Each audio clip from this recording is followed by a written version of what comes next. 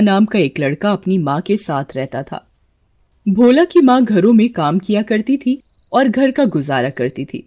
फिर एक दिन वो बीमार पड़ गई, जिससे घर का गुजारा करना भी मुश्किल हो रहा था। फिर दिवाली का दिन आया। पूरा गांव सजा हुआ था, बस एक भोला के घर को छोड़कर। माँ, ये दवाई ले लो।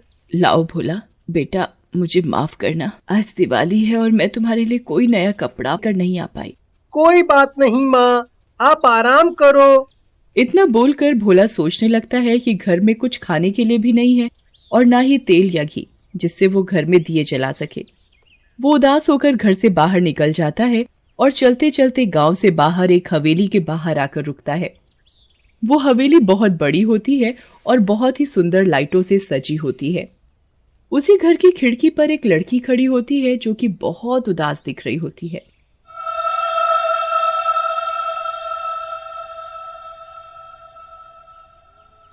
अरे भैया, ये तो बहुत सुंदर हवेली है।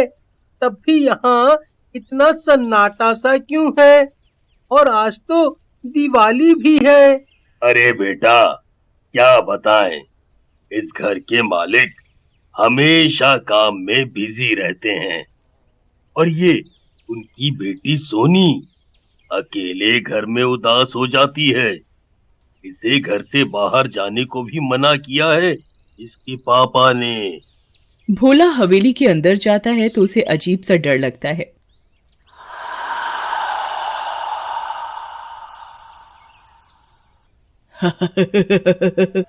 ए लड़के, कौन है तू जो मेरी हवेली में घुस रहा है? मैं तुझे खा जाऊंगी एक कदम भी आगे बढ़ाए तो। चुड़ैल आंटी, आप यहाँ कैसे आ गई? नहीं नहीं, मुझे मत खाना। मैं यहाँ किसी को नुकसान पहुँचाने नहीं आया। मैं तो बस उस लड़की को देखने आया था। तुझे उसकी चिंता करने की कोई जरूरत नहीं है, मैं उसकी माँ हूँ, मैं खुद उसका ध्यान रख सकती हूँ। क्या तुम और उसकी माँ? और अगर उसका ध्यान रख सकती हो तो रखती क्यों नहीं? देखो देखो उसकी तरफ, कितनी उदास है वो। अगर तुमने उसका ध्यान रखा होता तो वो ऐसे अकेले खड़ी होकर रो नहीं रही होती। चुड़ैल भोला की बात सुनकर चुप हो जाती है। अब क्या हुआ आंटी, आप कुछ बोलती क्यों नहीं? मैं छोटा पैकेट बड़ा धमाका हूँ। छोटा बच्चा जान के हमको ना बहकाना रे, टुपी टुपी टप टप। हाँ चुड़ैल आंटी। तभी उसको ऐसे नाचते और गाते हुए देखकर सोनी, जो कि रो रही होती है, एकदम से हंसने लग जाती है। अरे तुम कौन हो? यहाँ आओ। चुड़ैल जी, मैं जाऊं? वो बुला रही है। हाँ ठीक है, जाओ, लेकिन मैं यही हूँ, मेरी बेटी को नुकसान पहुँचाने का सोचना भी मत। अरे चुड़ैल जी, मैं कोई आतंकवादी थोड़ी हूँ जो नुकसान पहुंचाऊंगा किसी को। मैं तो खुद ही नसीब का मारा हूँ। अरे तुम कौन हो? मैंने तो पहले तुम्हें यहाँ नहीं देखा। मैं यहीं पास के गांव में ही रहता हूँ, लेकिन आज तो दिवाली है। तुम रो क्यों रही हो? तुम्हारे पास तो सब कुछ है ना, और तुम मेरी तरह गरीब भी नहीं हो। पैसों से थोड़ी ना खुशियाँ आती हैं, खुशियाँ तो लोगों से आती हैं, और मेरे पास ना तो कोई दोस्त है और ना ही मेरे घर में कोई। क्यों, क्या हुआ? सब कहाँ गए? मेरे पापा तो हमेशा काम करते रहते हैं ऑफिस में। मेरा ध्यान रखने वाली एक आंटी है राम प्यारी, उनके साथ मैं क्या खेलूंगी। और तुम्हारी माँ? सोनी कुछ नहीं कहती और फिर से उदास हो जाती है। अरे क्या हुआ? अच्छा रहने दो, तुम उदास मत हो, मेरे साथ खेलोगी? ठीक है, लेकिन मेरे पापा को मत बताना, वो मुझे डांटेंगे। उन्होंने मना किया है इस घर से बाहर जाने को। ठीक है, मैं तुम्हारे घर आकर ही खेलूंगा तुम्हारे साथ। फिर दोनों घर के बगीचे में खेलने लगते हैं। चुड़ैल अपनी बेटी को खुश देखकर बहुत खुश होती है। आज तो मजा आ गया, तुम रोज आओगे मेरे साथ खेलने? नहीं, मेरी माँ की तबीयत खराब है। ओह अच्छा, तुम तो आज बहुत मजे करोगे ना अपने घर पर? नहीं, मेरे पास इतने पैसे नहीं हैं कि मैं आज दिवाली के दिन भी अपना घर सजा सकूं। अच्छा, तो अब मैं चलता हूँ। फिर भोला घर की ओर निकल जाता है। सोनी फिर से उदास हो जाती है और घर के अंदर जाती है। घर के अंदर बहुत सारे पटाखे रखे होते हैं। मेरे पास तो इतने सारे पटाखे हैं, पर क्या फायदा, पापा आज भी लेट आएंगे और इस बार भी मुझे अकेले ही दिवाली मनानी पड़ेगी। चुड़ैल सोनी को उदास देखकर परेशान हो जाती है और भोला के पीछे जाती है। भोला, रुक जाओ। अरे चुड़ैल आंटी, आप मेरे पीछे क्यों आ गई? अब तो मैं अपने घर ही जा रहा हूँ। मैंने आपकी बेटी को भी कोई नुकसान नहीं पहुँचाया। हाँ, मैंने देखा, पर मेरी बेटी तुम्हारे साथ खेलकर बहुत खुश थी। तुम अब से मेरे घर पर ही रहोगे, तुम कहीं नहीं जा सकते। तुम्हारा अब एक ही काम है, मेरी बेटी को खुश रखना।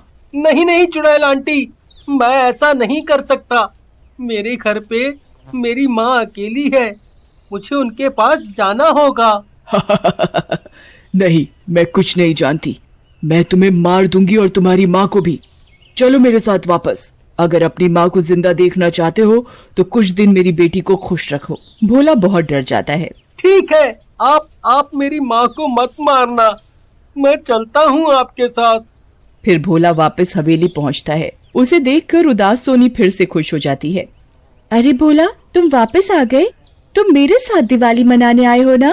हाँ, वो अरे हाँ, मैंने सोचा तुम अकेली हो तो मैं कुछ देर तुम्हारे साथ ही रुक जाता हूँ। फिर दोनों खेलने लगते हैं। कुछ देर बाद, अरे भोला, क्या हुआ? तुम चुप क्यों हो? तुम्हें और पटाखे चाहिए तो ले लो, मेरे सब पटाखे ले लो। नहीं नहीं, वो बात नहीं है। मुझे अपनी माँ की चिंता हो रही है। मेरी माँ घर पे अकेली है और बीमार भी है। सोनी को भोला अपने घर का सारा हाल बताता है, जिसे सुनकर सोनी को बहुत दुख होता है। भोला, काश मैं तुम्हारी कुछ मदद कर पाती, लेकिन मेरे पापा बहुत गुस्से वाले हैं। वैसे तो वो मुझसे भी बहुत प्यार करते हैं, पर तुम उदास मत हो। मैं उनसे तुम्हारे लिए बात करूंगी कि वो तुम्हारी मदद करें। अब तुम मेरी चिंता मत करो और अपने घर चली जाओ। कोई बात नहीं, मैं थोड़ी देर में चला जाऊंगा। सोनी और भोला साथ मिलकर पटाखे और फुलझड़ियां जलाने लगते हैं कि तभी सोनी के पापा महेश वहां आ जाते हैं और भोला को देखकर बहुत गुस्से में आ जाते हैं। अरे राम प्यारी, इधर आओ, ये कौन है? साहब, वो मुझे नहीं पता। तुम इतनी लापरवाह कैसे हो सकती हो? किसी को भी घर के अंदर घुसा लिया। सोनी डर जाती है और फिर से रोने लगती है। पापा, इसे मत डांटना, ये मेरा दोस्त है, मेरे साथ खेलने आए हैं। तुम इसे जानती भी नहीं, एक अजनबी को कैसे घर में आने दिया?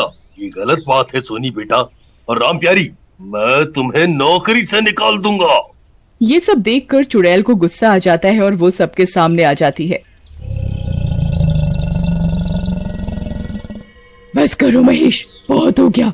तुम्हें अपनी बेटी की उदासी नहीं दिखती? चुड़ैल, अरे अरे मर गया रे। कौन हो तुम? कौन हो? तुम्हारी बीवी पूनम। पूनम, तुम्हें मरे हुए तो कितने साल हो गए? हाँ, मैं हमेशा अपनी बेटी के आसपास ही थी। तुमने तो उसे कभी समय नहीं दिया। कैसे बापू, क्या करोगे इतना पैसा जब तुम्हारी बेटी ही खुश नहीं? मैं लाई हूँ इस लड़के को। तुम्हें दिखाई नहीं देता कि आज हमारी बेटी कितनी खुश है? उसे भी दोस्त चाहिए। घर से बाहर नहीं निकलने देते तुम इसे। इस हवेली जैसे पिंजरे में एक सोने की चिड़िया की तरह तुमने उसे कैद कर दिया है। महेश को अपनी गलती का एहसास होता है और वो सोनी को गले लगा लेता है।